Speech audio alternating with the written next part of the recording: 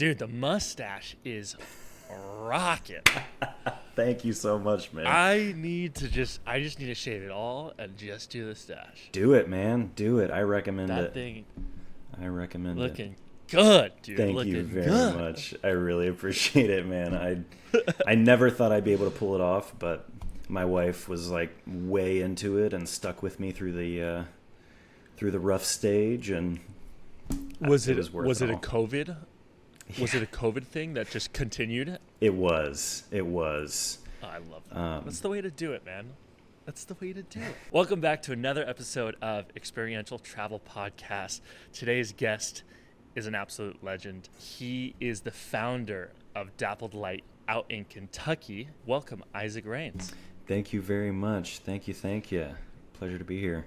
I'm so excited to chat with you, man. I saw some of your stuff, and it's some of the nicest tent/glamping units I have seen to date. I mean, it's you're up there with like the big players like Under Canvas, but in more of a personal. I love that it's more family oriented. I love that it's more like you guys see the Rains family touch in there, and I love that. Walk me back from the beginning. How did this start? I know you guys are out in Kentucky. Walk me from origin story of how Dappled Light came to be. Yeah. First of all, thank you. I have no words. The the accolades you gave me, I really appreciate that, man. We are really, really proud of what we have, and we're just trying to offer, the best wild hospitality we can. So our origin story, I think, is really cool. It's pretty unique. The Rains family has always we've always enjoyed and loved being outdoors, especially together as a family. That was kind of how we bonded as I was growing up. So the land that we built Dappled Light on is actually our family's property from when I was a kid. We've owned it for going on 20 years now, I think. Yes. And I love that. Yeah, I spent my whole childhood there, so it's really cool to start something on a piece of land that I'm so deeply connected with, and that the rest of us are so deeply connected with. But we started out on the property, just keeping it to family and friends. My parents and their best friends went in half and half on these 50 acres. We're in Zoe, Kentucky, so right outside of Red River Gorge, Kentucky, which is kind of known as the climbing mecca of the East. People travel from all around the world to climb there.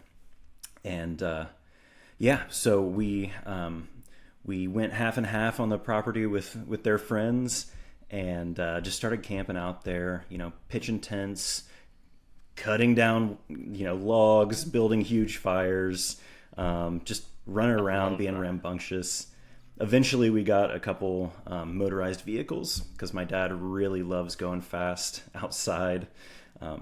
My dad, by the way, is our co-owner. He's a partner in the business. That photo of your dad in the snow on the four-wheel is just. I mean, can you get a better photo? No way, man. It literally looks like a whiskey ad. It looks like some type of ad that you just see, just a dude with a perfect beard driving with the biggest smile on his face. It's a phenomenal. I saw that and I was like, that's incredible. Dude, I love it. That picture captures his essence. Like he is in his sweet spot in that picture, just blasting through the snow, soaking wet, but going way too fast, and just fully in his element, loving his life. That picture is like exactly who he is. So I want to talk about the glamping era, but I want to backtrack to the Rains family. Yeah, sure. I feel like you guys have a big family. Tell me who's in the family, and then I want to talk about you and your dad's relationship as well. Yeah, so we do have a pretty big family. It's been growing in the last few years as well.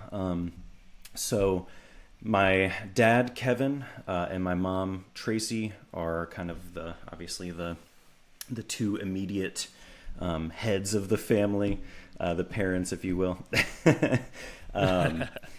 Following them, we have me, my sister Zoe, who's 2 years younger than me, and then my youngest sister Tracy, who just turned 18. Nice. Yeah, she's going off to college. We're really proud of her. And then you have my wife Katie and my sister's husband Eddie. And then Katie and I don't have any kids, but Zoe and Eddie have 2 kids. Amelia, their Nice. oldest, and Charlie, their youngest. Now, are you guys? Is there a property on the 50-acre ranch, or is it just the glamp spot? So we actually kind of share with the guests. So we don't have any structures that aren't open to guests except for our property manager's house. But the family still tries to go down when we can. I just went down with my wife a few months ago, and Zoe and Eddie and the kids went down a couple weeks ago and had a great time. But we just kind of split up between the cabins and the tents. How far do you guys live from the glamp site to your home and then your parents' home as well? That's a great question. I wish we lived a little bit closer. Right now, I'm about 2.5 hours away, and the rest of the family is about 2 hours away. Nice. Yeah, but what a fun vacation spot for the Rains family to just get out to, and then it's making money while you guys aren't enjoying it. That's right. We love it. We feel really, really honored to be able to kind of open up the space that we all love so much and grew up loving to other families. That's something we're really trying to lean into, is that kind of family bonding experience. That and retreats as well. We're kind of setting it up as a retreat center as well for family reunions, big families to rent out, and then any kind of retreat you might imagine. I love that. Yeah. I call it experiential travel because I believe in just that. We're setting up opportunities for people to have lifelong experiences. Yes. With their family, with their loved ones, and that's what we're in the business of. We're in the business of creating spaces for people to unplug, to get away from the crazy city or social media or the news, and reconnect with their family by spending some time in nature. And I think you guys have done such a phenomenal job with that. So walk me back from the beginning. How did this start? Who came up with the idea? How did you guys, I know that you guys started it with yourselves and went 50-50 with another family, but then walk me through how the whole, hey, we can actually make money off of this and create a business out of it. Yeah. So the people we originally went in with are not a part of it anymore. We still love them. They're dear, dear friends, but they did step away. They're my godparents, Karen and Limford.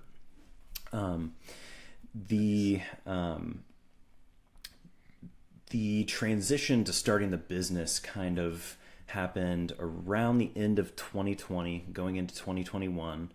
Our family business on the Rains side had been auto body for my dad's whole life, a good significant portion of his dad's life, and all of my life as well up to that point. And we, I should say my dad built, I think by the end, 5 body shops, auto body shops, and was kind of getting ready to sell everything he had built. One of those things where an offer came in, he kind of couldn't say no to, and he was ready to move into the next phase of his life, which he refers to as retiring, with a space in between, putting on a new set of tires and doing something different. So that is a phenomenal way to use that word. I've never heard that before, and I love that. Coming from an auto mechanic background, that's incredible. I love that, the retiring. Yes, exactly. And he's so good with words too. But he was, he came to me. We both worked at the shop at that point. I was doing the marketing, and he was CEO. He came to me and kind of let me know the situation. He was getting ready to sell, and asked if I would want to partner with him and build something else. And obviously I was all in. I was like, all right, yeah, let's do it. Let's do it. I've never been a part of the actual growing process of starting a business. And I'm super interested. So we spent a few months kind of trying to figure out what we wanted to do. We went through all the phases you might be able to imagine of like, do we want to franchise something that already exists? Do we want to do something, absolutely insane and just try and like go for the full, unique, like never before seen type deal? What do we want to do? And eventually one day it just dawned on him. He mentioned to me like, hey, we have 50 acres that, we love, but we don't use nearly enough because you and your sister have gotten married, started having kids, kind of moved out, all that stuff. He's like, what if we, and I'm like, yes. I was like, yes. And so we started dreaming up this business, and it started as tree houses because we're both visionaries. We obviously want to go like to the absolute extreme with every project we have. So we started out with tree houses that were like 100 feet above the ground, deluxe with all kinds of crazy features, a bike elevator that you ride up to the top, all kinds of stupid stuff. And then we kept peeling that onion back more and more and more and more until we finally landed on what we call luxury camping or glamping, glamorous camping. From there we kind of started with our family's cabin that was already built, rented that out for a little while to get some cash flow going and to get me used to the customer service side of the hospitality business, used to the booking software, all that stuff. And pretty soon we started building. That's awesome. Now, I always tell everyone that when you start a glamping business, the first step is the education. I mean, it's so important to learn about this space before you start investing hundreds of thousands of dollars into it. Yes. I do think it's important to jump in and start doing things, but it is there is a give and take between the education part and the action steps. Walk me through how you kind of learned how to start a glamping business, and then what resources you would recommend for people to learn as well. Absolutely. So for me, it was a really weird, wacky process. Similar, I imagine, actually, now that I'm saying that, probably similar to other people who operate glamp sites. But I was learning how to start a business and operate a glamp site both at the same time. So for the business side, super easy, right? Yeah, so easy. No, I mean, as you well know, countless hours at night on the computer, figuring stuff out, learning, taking in content, dreaming about this stuff. But luckily, I'm really, really, really lucky, really blessed because for the business side of things, I was able to kind of lean on my dad, his business experience, and he did let me figure it out quite a bit on my own. But he was always there, when I had needed help or got stuck on anything. As far as the glamping side, neither of us had done that before, so that was the more challenging piece, especially the technical aspects. Our family's core value, we have 3 family values that we try to hold higher than anything else, and they're hospitality, generosity, and justice. So on the hospitality side, we feel like, really natural transition for us. We love taking care of people. I grew up in an intentional community, so all of my life I was surrounded by kind of a constant flow of people living in our house and then leaving, and living in our house and leaving. So hospitality came really naturally. I want to hear about all three of these core values that your family has. Oh. The Rains 3. Yes. We're hospitality. What's the second one? Second one is generosity, Okay. which I feel like also ties in really well with this new business that we're doing.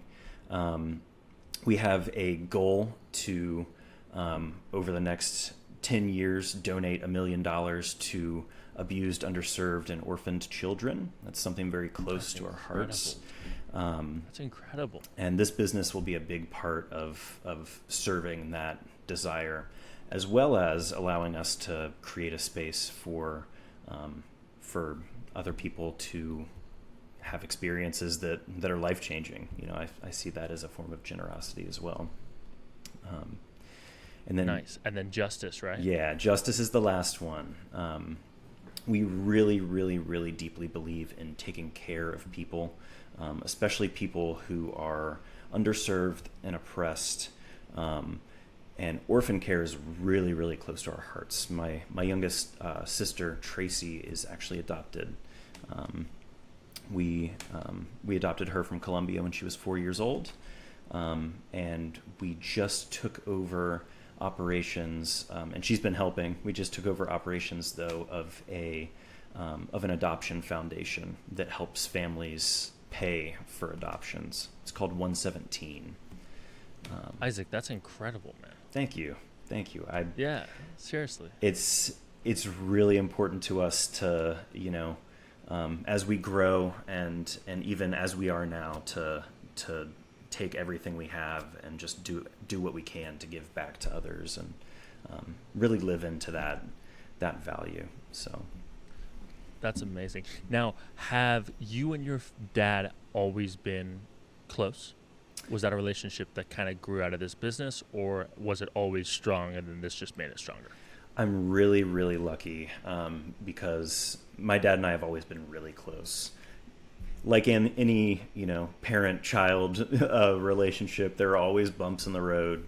But we've never really had a huge falling out or anything like that. We've always been super tight, love each other so much, always loved adventuring together, especially outdoors, just doing all kinds of fun, crazy stuff.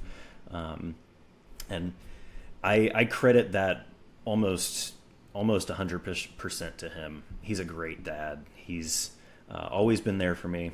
He's always been super thoughtful, caring to me, and really gentle. So That's amazing. Yeah, we have a lot of similarities. My youngest sister is adopted as well. Really? Oh, And yeah, and I'm super, super close with my family. I'm actually, my parents are business partners with me on one of the units, and my brother is a business partner on one of the units. My other brother is a business partner on another unit. And so I'm very close with my family as well. And so I full-heartedly understand and know how incredible it is to have and share this experience with your family. I'm super close with my family, as it sounds like you are as well. So I know for me how lucky I am to have such a phenomenal base unit I'm surrounded with, and how valuable that is. Just having that communication with, right? Yes. Having that ability to, if something happens or if you just need to chat with someone about the business, you could do it with your best friends. And for me, that's my family. It sounds like it's very similar for you. So it's awesome to hear another person have that relationship with the people that they love, right? The people that are closest to them. And so dude, that's awesome. That's awesome. That's so cool, man. I got chills. That's really cool to hear. I love it. I love that your whole family's involved like that too. Yeah, man. I mean, they're my best friends, and it sounds like the same. So it's awesome. So you found the land. The land wasn't. You guys didn't buy the land with the idea of creating this business. You bought the land as just a way to expand the Rains empire or family, and then you came up with the idea after selling the auto body shop to then start this glamping business. What made you choose? I want to talk about structures. What made you choose the structure with, I mean, you have a cabin and 5 tents now? We actually now have 8 fully finished tents, and we'll have 10 hopefully by the end of next month, as well as the cabin. That's so awesome. I love that. Thank you. Okay, so walk me through why tents. What made you choose this, and kind of a little bit about the tent structure. Yeah, great question. So part of it was related to how new we were to this industry and how little we knew. We learned a lot just by watching YouTube videos. I don't know if you've probably heard of Robuilt, Kai Andrews, I believe his name is. Kai Andrews. Yep. All those folks on YouTube who have all these really cool structures and businesses that they operate. We learned a lot from them, but I think that we chose the tents specifically because we had a friend in the area who was trying to start a glamping business, and we kind of went to tour her facility and realized that these tents are so cool. They're gigantic on the inside. They offer a huge floor plan, like almost 400 square feet inside. That's amazing. Which I never would have expected. They're super durable, so they're made for hunters in Colorado. That's kind of the climate that they're created for. So mountainous climate that's super cold, windy. So they're really, really heavy duty. And they're easier to assemble than a lot of the other stuff that we had found. It's, pretty much just 1-inch electrical conduit that you put inside the tent, throw it up, and it goes up like a tent because it is, It's not love that. Not a geodesic dome, which seemed a little complicated for us at the time. We're considering moving that direction at some point here soon, but we love these tents, man. And our friend Matt in Georgia, who owns a business called Tents at Ramsden Lake, also uses Davis tents, which are that's the brand of tent that we use. And so he had been doing it for a little longer than we had as well. And we just kind of learned from the people around us who were willing to be super open and candid about their experiences trying to start similar businesses, and did our best to just receive all of that knowledge and run with it. That's awesome. I love that. Walk me through utilities now. So you get the structure up, your first one's up. Does your place have running water? Power, septic? How did you get your utilities there? Yeah, no, you're fine. It's so that's a really interesting question. When we started, there was nothing like on the property at all. There were no utilities. The cabin was fully off grid. Every structure we had up to that point was fully off grid, like camping toilet inside of a zip up shower tent inside of the cabin, off grid. Yeah. I know what you mean. Yeah. We're fully off grid in Arizona. So we got the composting toilets. We haul thousands of water every single week. We got the solar panels and the batteries. So dude, I understand. I feel you there. No doubt, man. You're doing it. You're doing it. That's awesome. We decided, so luckily, we are butted up right against a main road. We were able to get utilities onto the property, and we decided about a year into opening that we wanted the tents to have utilities and access to a bathroom, because with our core value of wild hospitality, we really wanted to be able to make these units accessible for all kinds of people who might not be comfortable in the outdoors yet, but who want to try it out. So we pulled water to the outside of each tent. We don't have water inside yet, but we do have water pulled to the outside. It's perfectly safe to drink. It's delicious. It's cold. And then we just got electricity run to all the tents. It's not finished Nice. yet, but I'd say in the next month or so we should have that buttoned up, and people will be able to run fans, charge their phones, plug in anything they need to, have really beautiful lights. So we're super excited about that. The last bit of that was the bathrooms.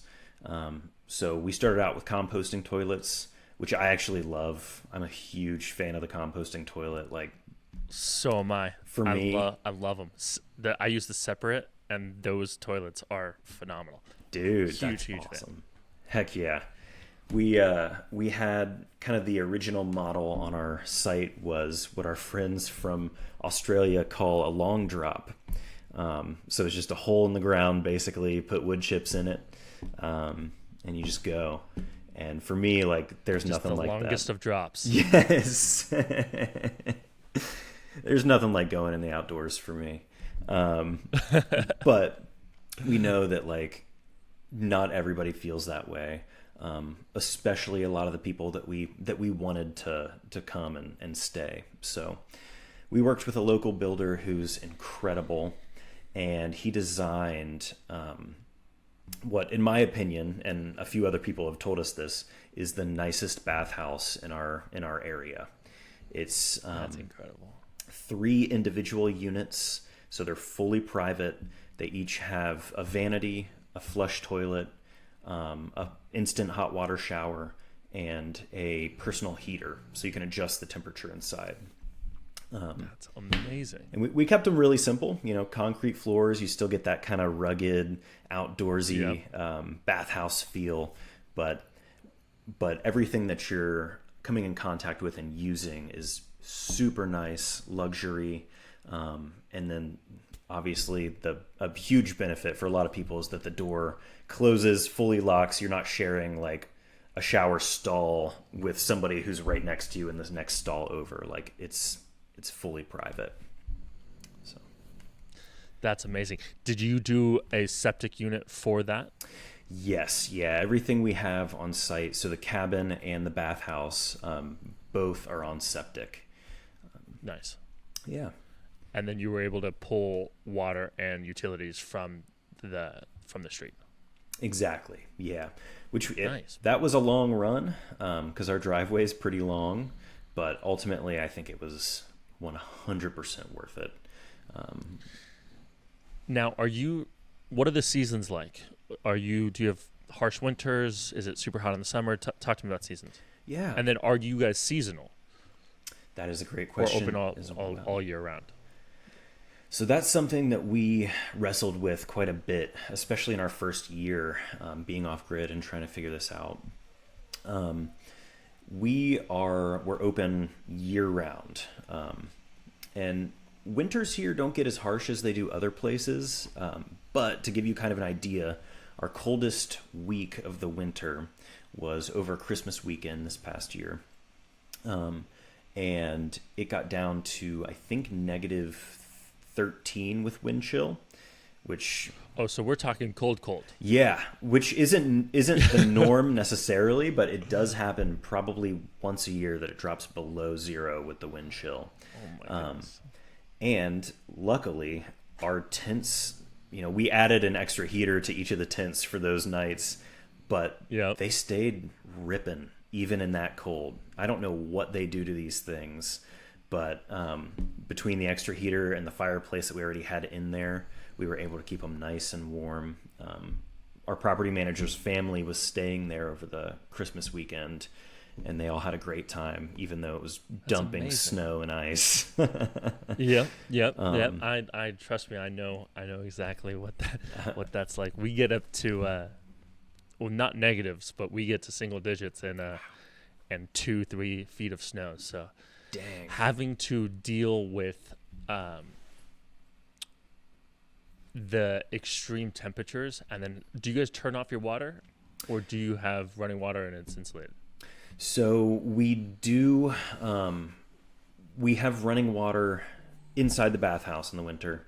Our spigots outside the tents actually are frostproof, so as long as they get turned off, you can use them. They're specially made to drain for the wintertime. We did have one pipe burst last year, which was an interesting experience. But the only thing that really shuts down is the outdoor shower at the cabin. Nice. Yeah. Walk me through permitting. How is this? Was permitting hard? Walk me through what it kind of took to permit this. Is it permitted? Is it permitted commercially? Talk to me about that. Yeah. So we are really lucky with where we're kind of stationed right now, in that there are not a lot of permits needed. Our bath, Kentucky, man. I know, man. I know. It's awesome. I called around. I was kind of asking people, like, hey, here's what we're planning on doing. What do we need to do to build some tents and let people come stay with us? And they were like, well, do you own the property? And I was like, yeah. And they were like, okay. They almost laughed me away. That's literally like, she laughed at me like, well, then you're fine. Do what you want. I wish California can take some hints and tips. Man, I bet it's a process out there. Yeah, we're in Arizona, but I'm between California and Arizona. I want to do something in California, but it's just a nightmare, man. I gotta go to Texas, Kentucky, somewhere over there. Hey, man, there's plenty of space out here. Yeah. So other than the bathhouse, any time we have like a big commercial building that's going in. So the bathhouse is obviously a shared building. It has electric, septic, and water. And it's kind of like they think of it differently than the other stuff that we're doing for whatever reason. So we did need to get permits for that. Luckily, the builder that we worked with already had everything kind of dialed in. He lives 5 minutes from the property, so he knows everybody who builds in that area. He knows everybody who does the inspections and all that. So he knew who to call to make sure that we were operating above board before I could even ask him the question. So we got really lucky in that sense, and in the sense that our other buildings themselves didn't need to be permitted. That's awesome. Which brings me to my next thing I wanted to talk to you about was I call them the dream team, right? Mm-hmm. It's your handyman, it's your cleaner, it's your property manager. Yes. It's your person, it's your general contractor who's coming and doing the septic, who has the relationships with the county that can be above board before you even start. So that's awesome. Talk to me a little bit about your dream team. I know that you said you had a property manager. Do they do the cleans? Walk me through that. Yeah. So I love our team. We have such a cool team. Our property manager, Michael, is actually my best friend since high school. That's perfect. So I feel really, really lucky to get to work with him and kind of have him help me build this thing and grow this thing and put his unique spin on everything. He does handle all the cleans, as well as the kind of changes that we're making around the property, the guest experience, that stuff. I'm down there every other week, so I obviously help him out with a lot of stuff, but he heads up a significant amount of the on-site operations, and I'm really proud of him. It's the first time he's ever done anything like this, and he is just killing it, man. So that's awesome. So he does cleans, the handyman work, and the property management. Do you manage the channels and talk to guests, or is that all? Is it basically all run through Michael? No. So I think before I pass off any customer service or anything, like, we would definitely have to get Michael some help. Just he's doing great, but I definitely think he's loaded up between those three duties. So I've always worked in customer service. I think I've had very few jobs where I haven't been customer facing. And so I handle all of our customer relations. I do all the bookings. I run the booking software, everything down to creating the new listings, anything you might think of on the admin side like that, I handle. And I really like it. I think it'll be hard for me to give up the customer service side whenever that happens, because I love giving that personal touch. I was talking to another person on another episode about that exact thing, and I think that no one's going to be able to talk about your business and what you've created like you can, right? Yeah, so and true. I call it like a life energy, right? Like a life force energy that you've put the work into the property, and that energy, that force, that frequency can't be communicated by anyone the way that you can, on the mere fact that it's your vision, it's what you've created, and I think that it's so powerful being able to express that to guests. And so I personally handle all the communications with guests just because I love it. It gives me energy, it gives me life, but it also, like, my being able to communicate what we've done and share the experience from, like, I know exactly where each deck piece is put. Yes. And I can tell you, like, when the perfect time to turn the pergola lights on to get the greatest experience. And the little nuances that and are able to communicate to guests, I think that is so valuable to not only your happiness but also to the guest experience. And so I think it's awesome. I agree with you. It would be very hard for me to give up that little piece, just because it's fun. Dude, no doubt. Do you have any softwares that you use to help facilitate that? So, you mean outside of our booking softwares, anything that's integrated? So, yeah, let's start off with booking softwares. Are you guys on Airbnb, VRBO? I know that you have your own booking channel as well. Yeah. So we are on Airbnb. I just started venturing into VRBO and HipCamp. So we're on there, but they're kind of tester listings right now. Mm-hmm. We've gotten a couple through VRBO, but I'm nervous to dive into another booking software, although it's been going pretty well so far. And then We're also on ResNexus, which is our personal booking software that we use. It's integrated with our website. I really love that software, especially. And does that integrate with Airbnb? Yes, it integrates with all those channels beautifully. So once you get it set up, it's pretty much just kind of let it do its thing, which is really, really nice. It doesn't have as many of the features that Airbnb might have, because Airbnb is kind of set up to be a fully self-contained unit to be used on your phone or computer or whatever. But I love it. That's awesome, dude. Walk me through kind of, so it's you and your dad mostly, right, that operate it? Yes. And my sister. I'm sorry. Yeah, no worries. So my sister's. Walk me through how. Sorry. Yes. What does she do? I'm sorry, go. I don't mean to cut you off. No, I cut you off like 5 times. Zoe runs the financials, so she's my middle sister, and she runs all of our financials, not just for Dappled Light, but for the other businesses in what we call the Rains family enterprise. So 117, which is our nonprofit. My dad's 5 different coaching businesses that he runs, and Dappled Light.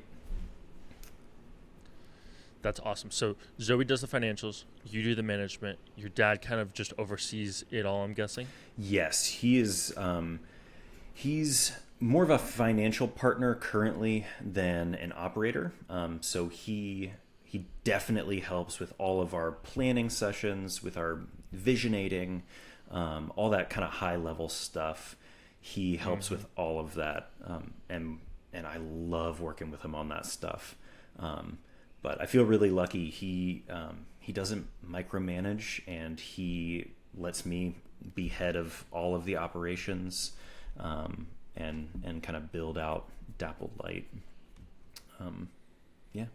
in our vision. That's awesome. Talk to me about how your relationship has changed with your family by this whole experience. It sounds like you guys were already super, super close. Is there a story that you have for us that kind of like depicts how the relationship has changed and kind of showcases a little bit more? Give us a little bit more insight about the Rains family. Yeah. Man, I'll have to think on the specific story. But I would say our relationship hasn't changed a ton. We've always been really close, like you said. We've definitely always been super close, tight knit as a family. Growing up in community, I feel like that actually made us closer as a unit because we spent so much time with each other, just hanging out, being with the people that lived in our house, and just kind of moving through life together. Because of that, we had family dinners pretty much every night as I was growing up.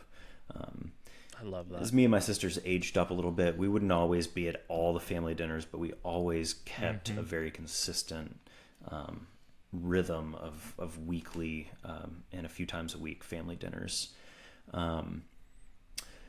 The only way it's changed really is I think it's deepened the relationship. The businesses, that is, I think have deepened our relationship as a family.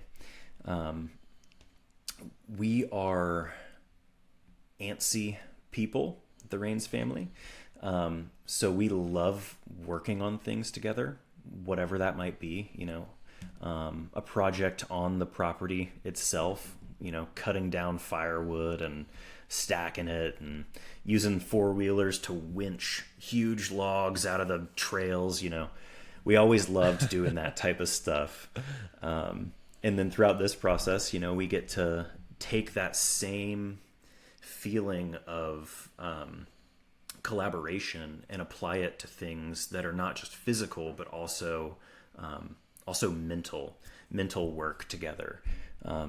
So I think it's brought us all closer together to be able to work on this shared thing that we're creating and scaling. And I think it also helps us stay in that rhythm of meeting regularly. Story that came to mind is pretty recent, but we started doing quarterly family meetings where we spend like half of a day together.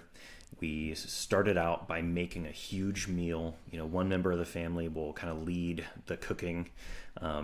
Most recently, my sister Zoe did the cooking this past one.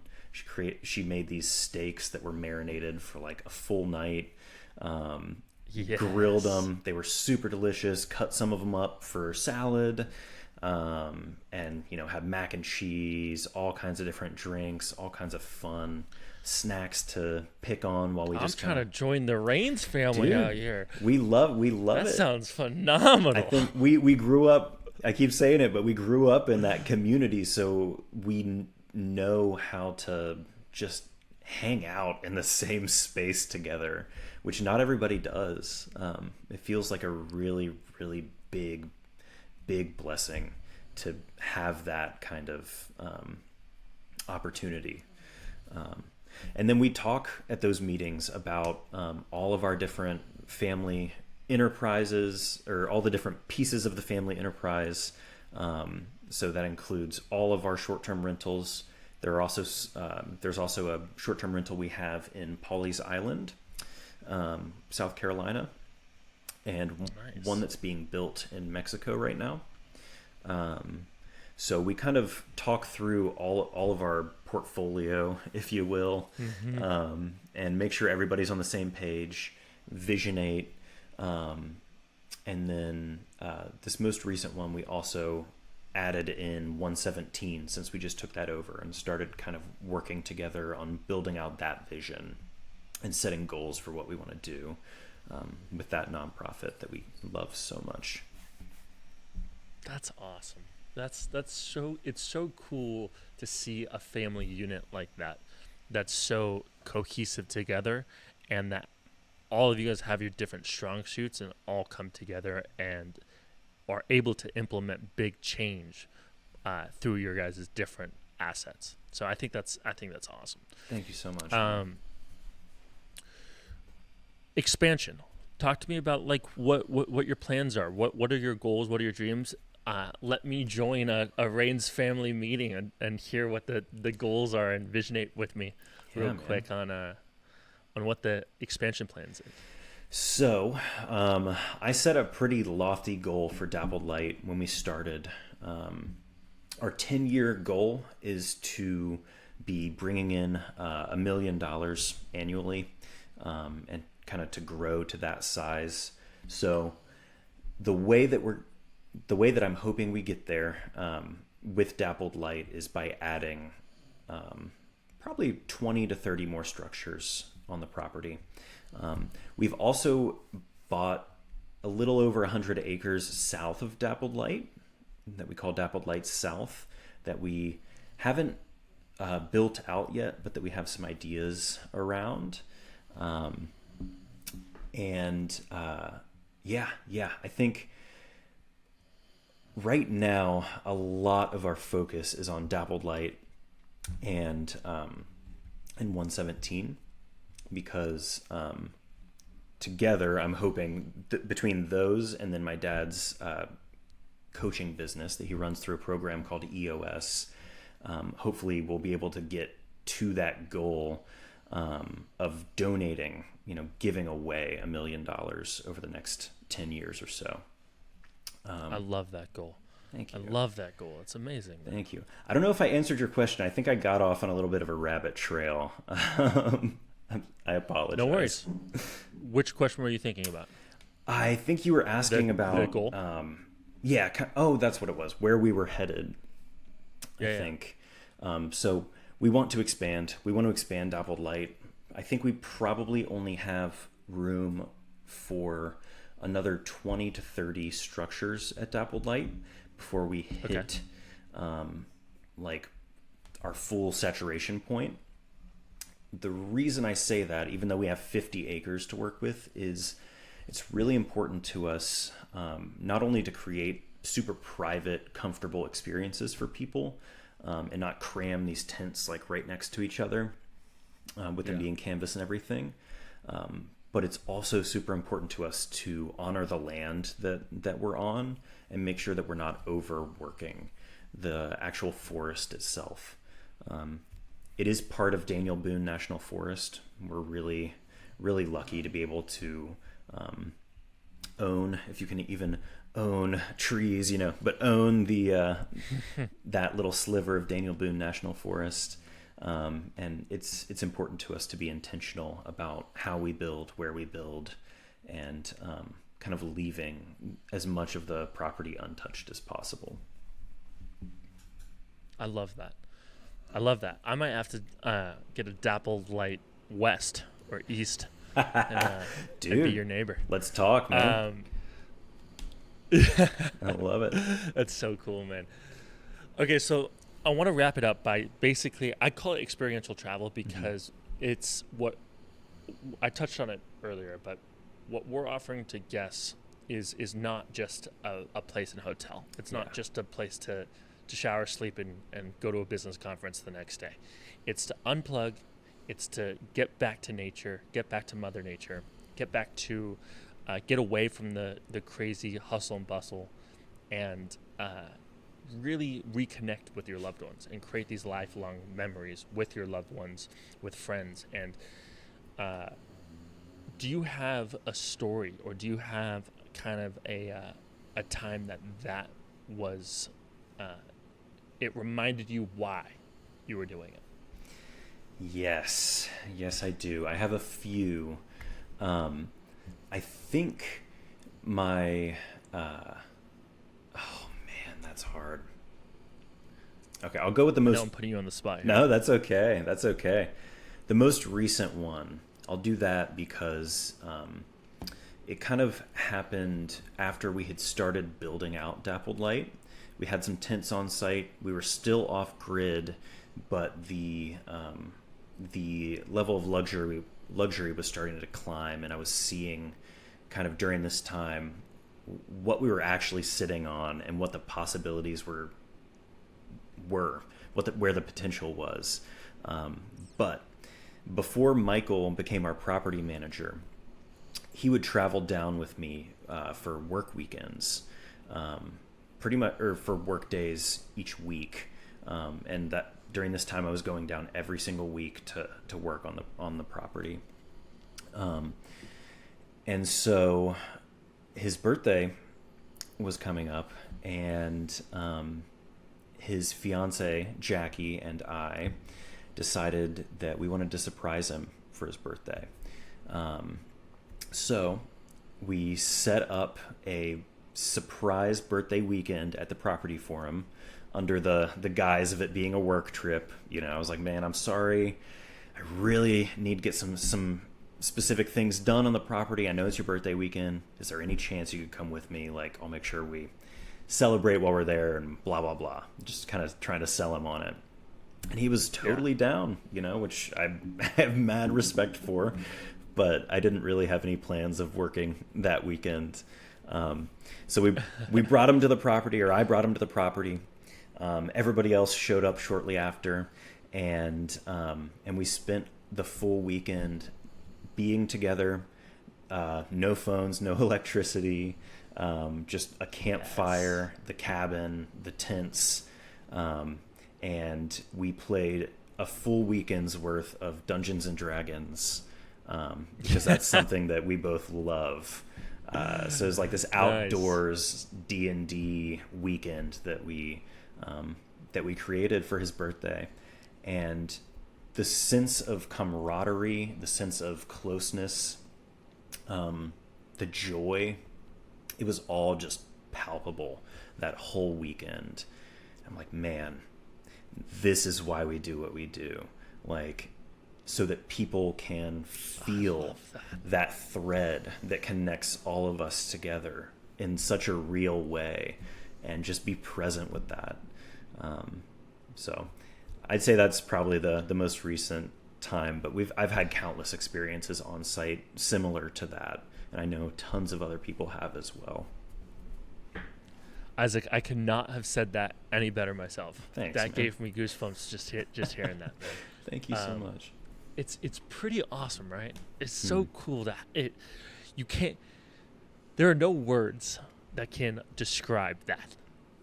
And you've said it lovely, but you really have to just experience it, right? 100%. You have to be out there, and you have to just enjoy it with your family. Thank you so much for not only sharing that story, but for what you're doing. Mm-hmm. And I think that it's remarkable to see and hear someone doing it at the quality that you're doing it, and offering that experience to guests. I want to acknowledge you literally from the bottom of my heart for offering that experience. You and the rest of the Rains. It's really, really incredible, man. Lex, thank you so much, man. I can't tell you how much that means. Like, it just makes me feel like we're doing something right, that we're kind of heading towards our goal. And like, same to you, man. Thank you for all that you're doing in this space as well. And just like, yeah, I'm honored to be a part of a community that's this loving, giving, supportive, not just of our guests, but of each other. I've never been a part of any industry that shared this much and offered this much acknowledgement towards other people who are doing the same thing. Yeah, man, I love it, dude. And how I see it is there is no competition. That's right. Because what we're offering is a moment in time, and that moment's gone once it's gone. Wow. And there's so many people that can enjoy that moment of time, and my goal and my why is to educate more people to do exactly what you're doing, so that they can create more moments in time. And so thanks so much for telling us your story, man. Thanks so much for being on this. Where can people find you? Dude, thank you for having me.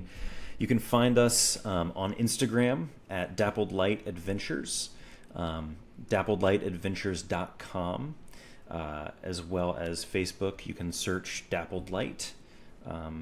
And then finally, on Google, if you just search Dappled Light Kentucky, you should be able to find us. We should be the first folks that pop up.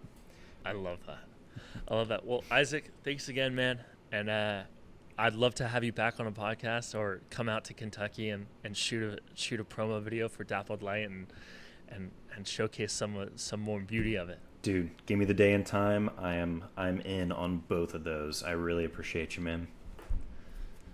I love it, Izaac. Thanks, man. Yeah, thank you.